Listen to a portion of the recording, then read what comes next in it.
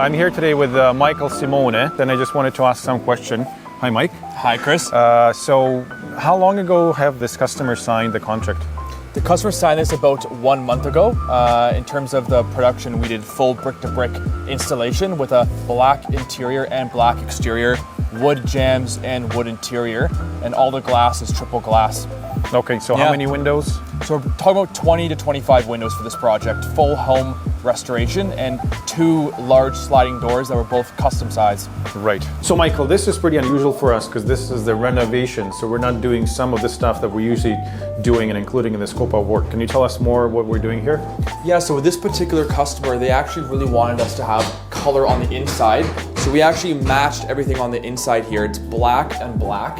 We primed the black and then we paint it and then we bond it in the ovens, which attaches to the actual window. What was the process like for you and for the customer? Like, did they find us online or was it a referral? Yeah, this customer actually found us as a referral. Most of our customers are referrals. It was quite nice. The previous customer enjoyed our work and they enjoyed the triple glass that we put in. So they talked about the rebate process and the loan, and so we set up everything with them and went forward with it.